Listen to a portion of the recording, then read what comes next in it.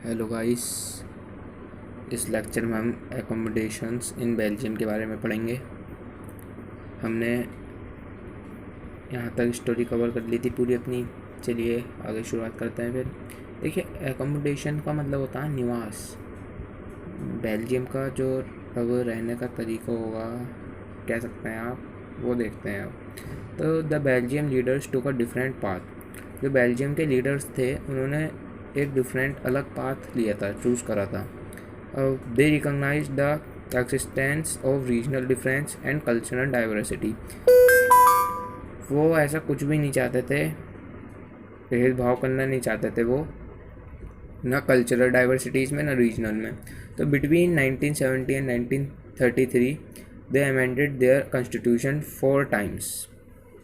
उन्होंने अपना कॉन्स्टिट्यूशन 4 बार बदला, so as to work out an arrangement that would enable everyone to live together within the same country.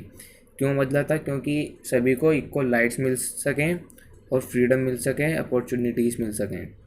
तो अब वो क्या क्या पॉइंट थे, देखते हैं हम क्या क्या अरेंजमेंट थे। तो constitution prescribe that the number of Dutch and French speaking ministers shall be equal in the central government.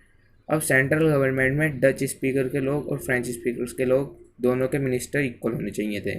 Some special laws, कुछ स्पेशल लॉज बने थे। Require the support of majority of members from each linguistic groups.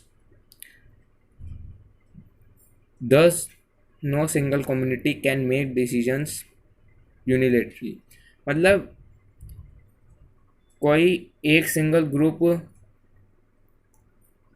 कोई जैसे 2 group हैं तो कोई भी एक सिंगल ग्रुप उस चीज़ को नहीं कर सकता। दोनों की पहले रिक्वायरमेंट होनी चाहिए, दोनों से पास आउट करवानी चाहिए।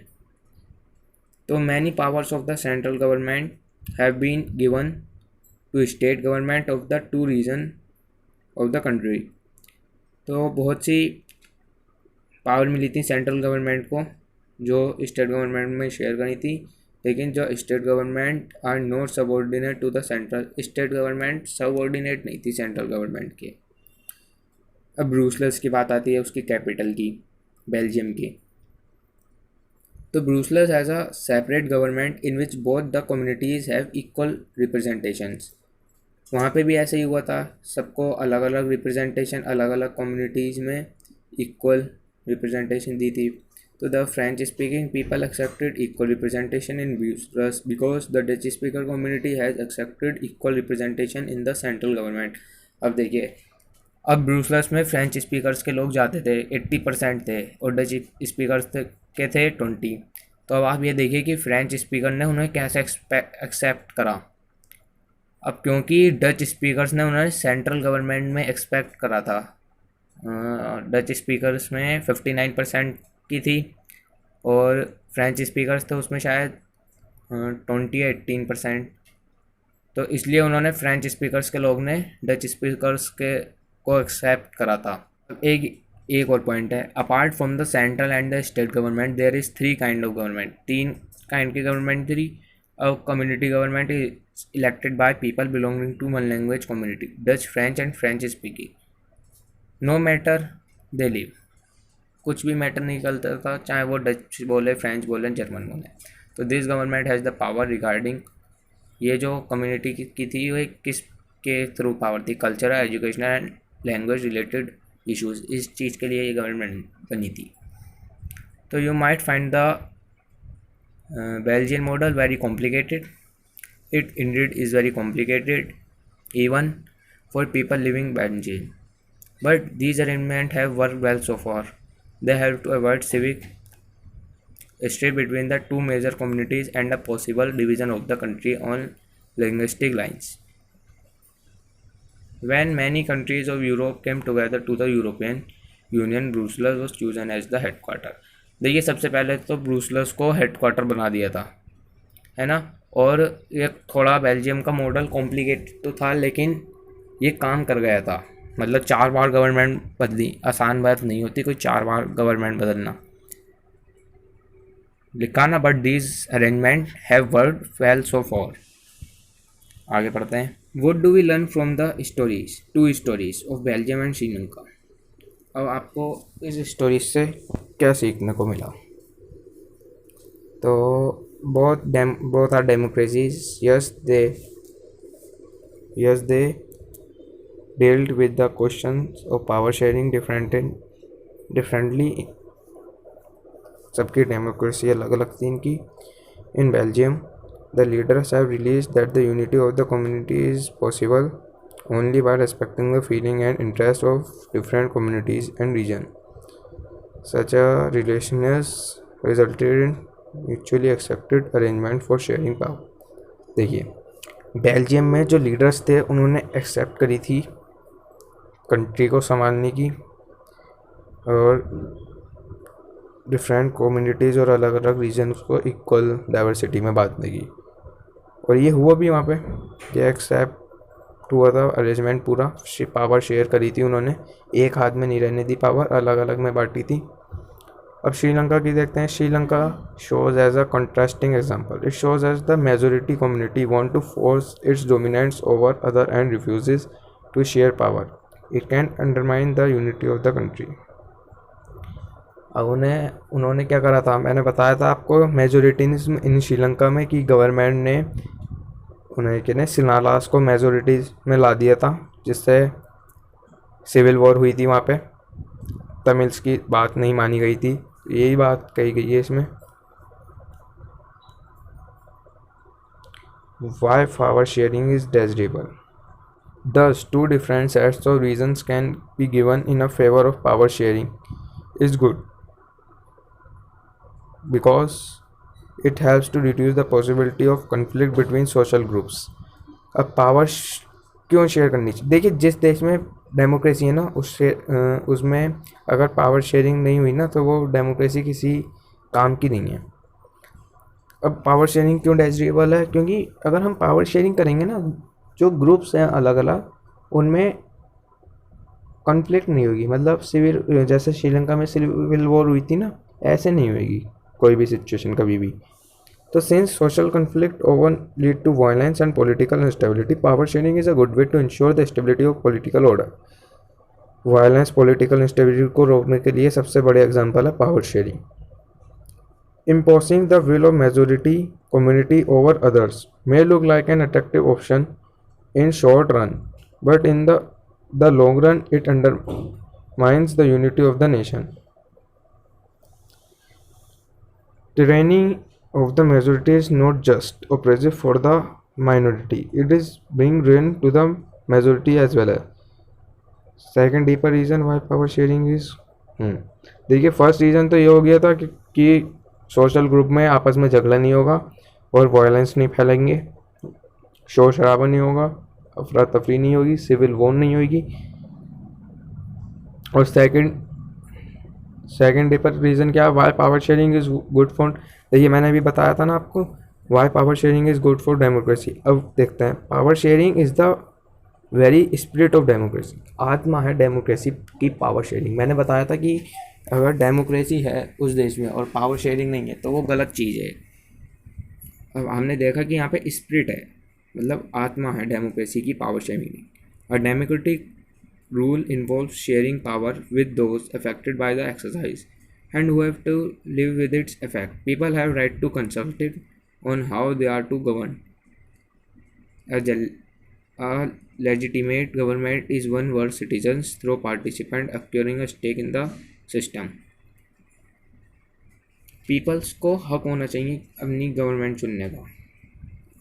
Let us call the first set of reason prudential and the second moral. देखिए, दो रीज़न होते हैं, एक प्रूडेंशियल, एक होता है मॉरल. तो while prudential reason stress the power sharing while bring our better outcomes, moral reason emphasis the very act of power sharing is valuable.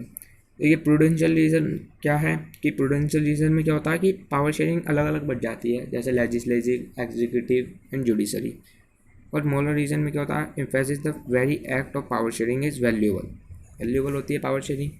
ये चलिए आगे पढ़ते हैं फिर. फॉर्म्स ऑफ पावर शेयरिंग क्या है? तो idea of power sharing has emerge in opposition to the notion of individual political power. For a long time it was believe that all power of a government must reside in one person or group of person located at one place. Power sharing का idea क्या था कि किसी के एक हाथ में नहीं रहनी चाहिए पावर, अलग अलग ग्रुप्स में अलग अलग पर्सन को देनी चाहिए. It was felt if the power to decide dispersed, it would not be possible to take decisions and enforce them. But their notion have changed with the emergence of democracy. One basic principle of democracy is that are the source of political power in a democracy. People rule themselves through institutions, self-government.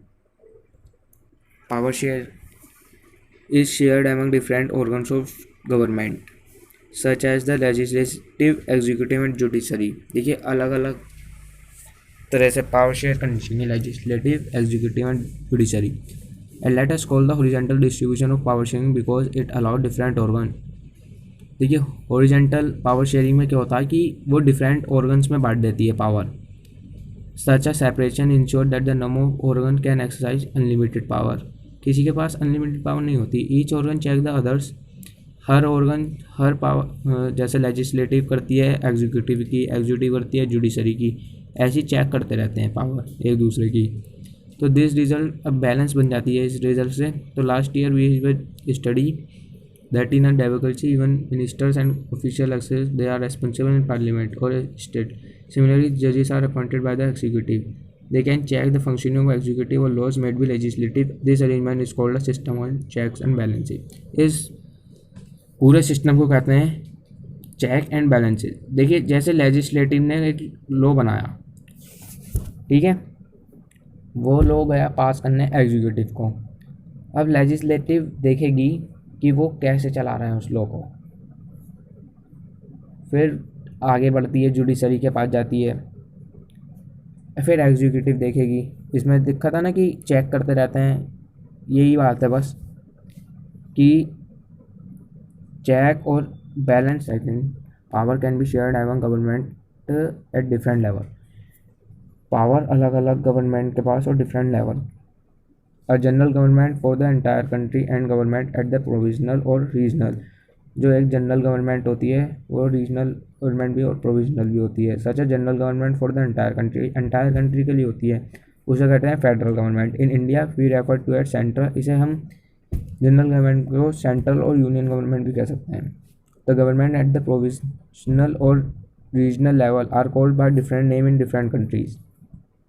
In India we call them state government. State government भी होती है India में.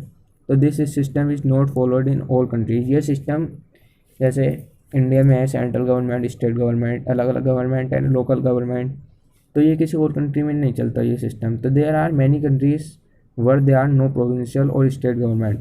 किसी में state government भी नहीं है, provincial government भी नहीं है. But in those country like ours we are the different levels of government. अलग अलग डिफरेंट लेवल्स की गवर्नमेंट होती है. लेकिन तो the constitution clearly lays down powers of different level of government. This is the what they did in Belgium but was refused in Sri-Lanka. ऐसी हम stories से समझते हैं कि श्रीलंका और बेल्जियम के साथ यही हुआ था कि श्रीलंका ने अलग अलग नहीं बांटी थी पावर और बेल्जियम ने बांटी थी. तो इस सिस्टम को कहते हैं federal division of power. Same principle can be extended to level of government lower than the state government such as the municipality and panchayat. Municipality भी होती है, पंचायत भी होती है. Let us call division of power. इसे कहते हैं division of power. Higher and lower level of government होती हैं vertically division. Higher to lower government जो चलती है ना, जैसे म्यूनसिपालिटी, पंचायत, इसे कहते हैं vertical division. Third point cover करते हैं. पावर में ऑल्सो भी shared among different social group. Power को सोशल ग्रुप में भी बांटना चाहिए. अब such as the religious and linguistic groups. Community government in Belgium. Community government थी बेल्जियम में. वो किस किस के लिए थी? एजुकेशन के लिए, लैंग्वेज के लिए. तो गुड एग्जांपल है ये अरेंजमेंट का. In some countries they are constitutional and legal arrangement whereby socially weaker section and women are represented in the legislative and administration. Last year we studied reserve constitution in assembly and the parliament of our country. This type of arrangement is meant to give space in the government and administration to diverse social group who otherwise you feel alienated from the government. This method is used given minority communities to fair share in power. अब आप जो मैं बोलूँगा वो ध्यान से सुनना, ये पूरा पॉइंट कवर हो जाएगा। अब इंडिया में अलग अलग गवर्नमेंट है, उन्होंने सोशल ग्रुप्स के पास अलग अलग पावर डिवीज़न कर रखी है, मतलब अलग अलग अपॉर्चुनिटीज़ दे रखी हैं। जैसे SC एंड ST है तो उन्हें सबसे ज़्यादा अपॉर्चुनिटीज़ मिलती है। अब जैसे श्रीलंका से तो समझते हैं हम, श्रीलंका ने तमिल्स को बिल्कुल भी अपॉर्चुनिटीज़ नहीं दी थी, जिसकी वजह से वहाँ पे सिविल वॉर हो गई थी। और इसी के लिए हम इंडिया में कुछ सोशल ग्रुप हैं जिन्हें ये अपॉर्चुनिटीज़ मिल चुकी हैं। सबसे वीकर जो सेक्शन होते हैं SC ST OBC होते हैं, है ना। बस यही था इस पॉइंट में, थर्ड वाले। For the fourth point, power sharing arrangements can also be seen in the way political parties, pressure groups and movements control or influence those in power। देखिए, अगर पावर शेयरिंग पॉलिटिकल पार्टीज में भी होगी तो control रहेगा, क्योंकि in a democracy the citizen must have freedom to choose among various contenders of power. In contemporary democracies this takes the form of competition among different parties. Such competition ensure that power does not remain one hand. देखिए, इसमें भी यही है कि power एक one hand में नहीं होनी चाहिए। In the long run power is shared among different, अलग अलग जैसे ही टाइम बढ़ता गया तो अलग अलग पॉलिटिकल पार्टीज़ में पावर आनी चाहिए, जिससे आइडियोलॉजी और सोशल ग्रुप का भी पता चले। तो sometimes this kind of sharing can be direct when 2 or more parties form of alliance to contest election. अब एक साथ 2 और 3 पार्टीज खड़ी होती हैं, जिसे कहते हैं हम गठबंधन। If their alliance is elected, they form a coalition government and thus share power। वो शेयर कर लेती है आपस में power. In a democracy we find interest groups such as those of traders, businessman, industrialisation, farmers and industrial workers. They also will have a share in governmental power either through participant in government committees or bringing influence the decision making process।